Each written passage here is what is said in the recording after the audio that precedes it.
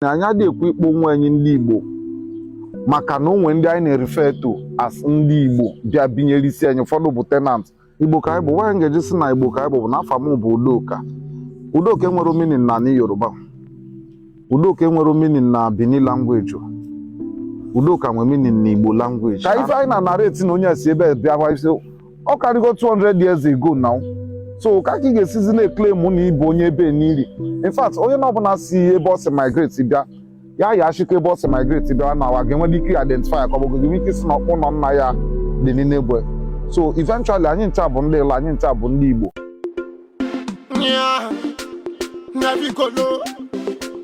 Enu a na-ekenekwa m unu, ala onwe m ni, ala ọkpọkpa nụ, ogbenye nụ, ogbuefi nụ, ikpọrọ makwụ nụ, nke onye na-eri ya weri. Afọ m bụ Udoka Adiwe, abụ m onye Ụmụtei, ụmụ akpashi n'ime Ụmụtei ya ka m bụ. Ife aji mara anyị bụ ndị ụmụ akpashi n'ala bụ na anyị bụ ndị na-emebe eze, anyị bụ ndị na-echibe eze n'ala. And ụnụ amago na ichi eze na-ekwulekwu uyi. So mma like baka mbọ ọba ụnụ with stories, ekwulekwu and the rest, but for now n'ike nke Chukwu udo adịga na ichi eze na ịla. So ịla na-echi eze, anyị adịghị emebe eze ofu anị na ịla. Eze nwere ike ịdị iri ofu akpị na ịla, so long as na ọwa ya afa, maka na ife anyị na-echeki bụ na ọwakwa ya afa na ndị bụ na asọpọtụ kwa na ị ga-echi eze. Ọ bụrụ itete ụlọ ụtụ iji echi eze, maka na o nwere process wee ji echie.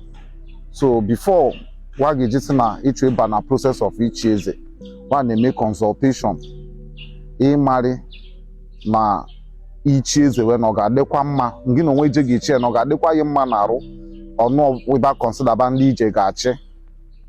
Na in the past anyị nụsị history of ndị ba na mkpukpu a na-akpọ 30 days oze ga-anọ n'ime ụlọ, ya bụ the prospective eze ga-anọ n'ime ụlọ, oge ji na commune with the gods and the spirit world. O nwere ndị ga-abanye anyị before that 30 days ezue wa ga-eji pụta wa nwụnye n'ime. So ya mụa ji ebu ụzọ eme consultation kwa ama na onye wee a ga-emebekwa ọfụma ka ọ bụ na ọ ma mebe ọfụma. N'ịla anyị nwere aborigines, so I think that's the right word. Anyị nwere aborigines, mana anyị nwere first settlers ndị ọzọ a na-abịazi, maka na ife nji si na anyị nwere aborigines bụ na anyị nọ n'ịwa abụrụ anị ịla.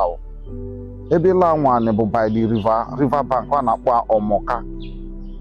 Ebe ka the first settlers si migrate bịa ịla.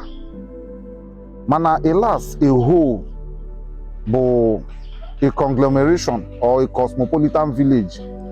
Onye nke si ebe nke bịa, onye nke si ebe nke bịa. Nwancha nwesi purpose waji bịasị.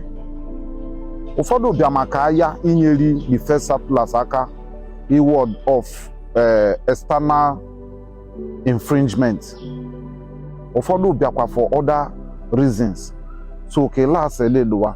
Now the relationship between Ela and Igala, they are as old as Ela. Obi Chizi bụ Obi Igbo eze.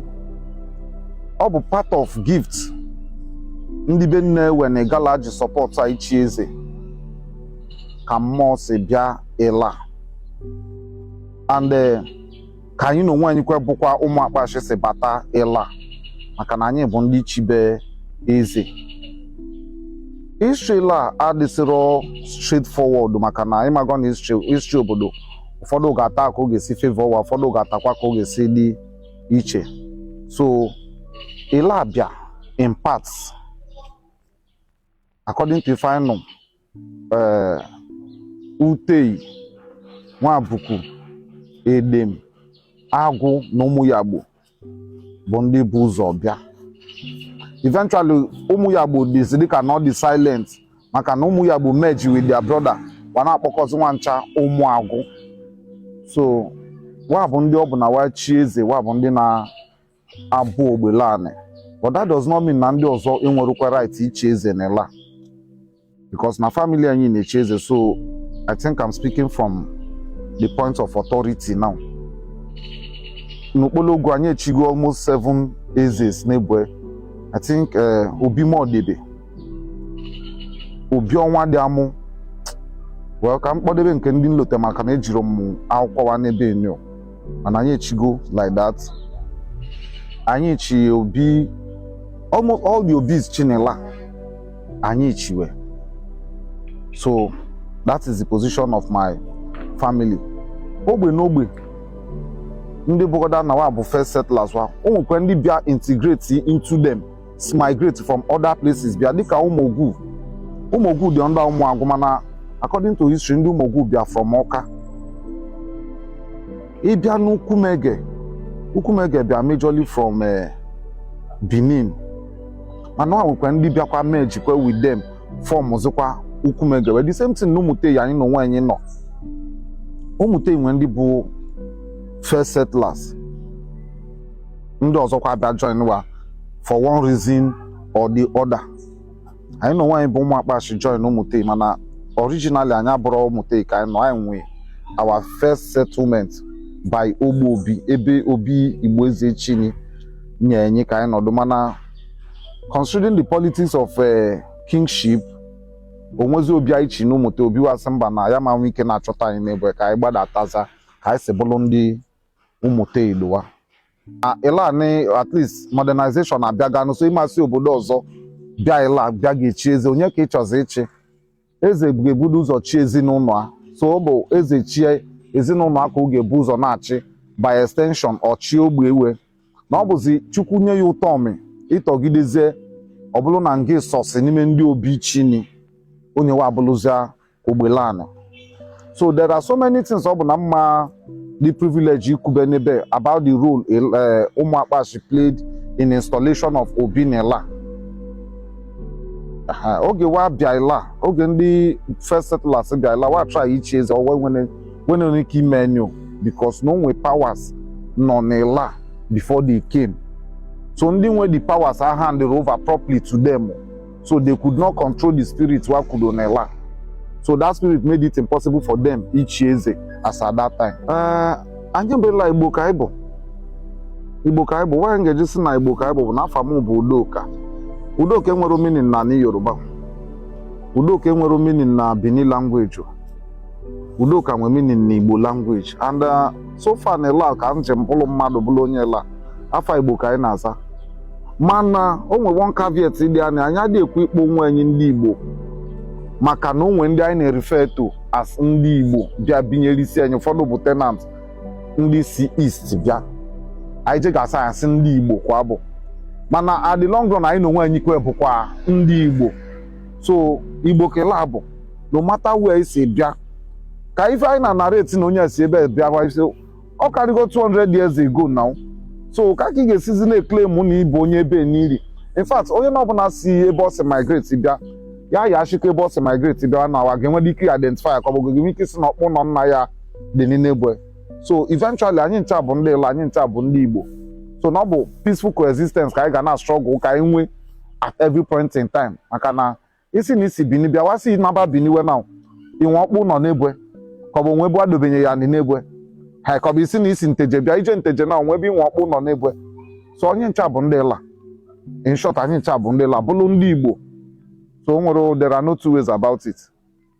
Ila na-anụtarịkwa o nwekwa ụfọdụ ogbe sef ị ga-abanye Ajeji, yes, some part of Ajeji na-anụ some part of Ajeji. Ụmụtei kwe some part of Ụmụtei na-anụ some part of Ụmụtei. Ọnya some part of Ọnya na-anụ some part of Ọnya. Ukpologwu the same thing everywhere. Mana ife dị special n'ime bụ o nwe part na-eme anụ onwewe within that same village.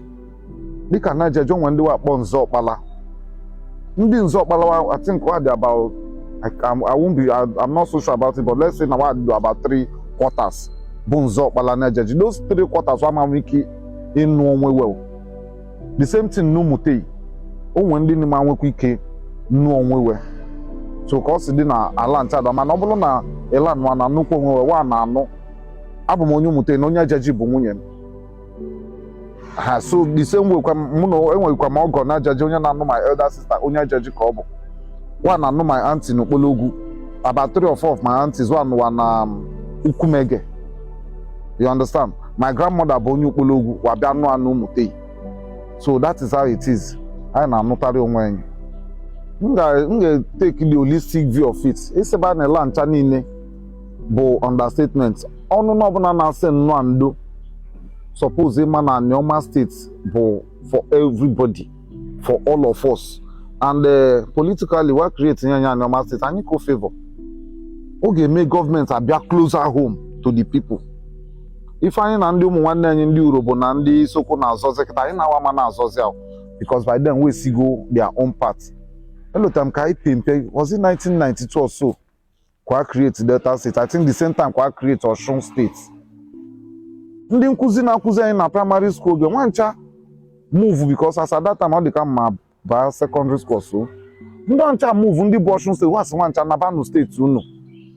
So most of them returned to Osun State. I bet what I employment in your states as at then. The same thing mekwe na Delta. Ndị Delta nọ sịkwa fa na tabo nọ, so that now I get build Delta State. So what maybe Nneoma now? If one na most of us ndị nọ elsewhere ga-abịakwa ụnọ ga-build their states, and anyị these are capable. Na ọ bụ challenge anyị ga-enwezi bụ na ọ bụ na ndị ụmụnne anyị from across the Niger, maka na anyị na-awa share so many things in common. Ọ na-emederi already now. Delta State announce employment now. Most ndị Anambra na-abịa bịa wee golu maka na anyị na-awa na-ebie almost the same name. So ife na anyị na-awa ga-abụkwa nwanne we, that is to say na Igbo wekwe ka anyị bụ ọsọgodo anyị kpasị ebe na ọbụla na Igbo ka anyị bụ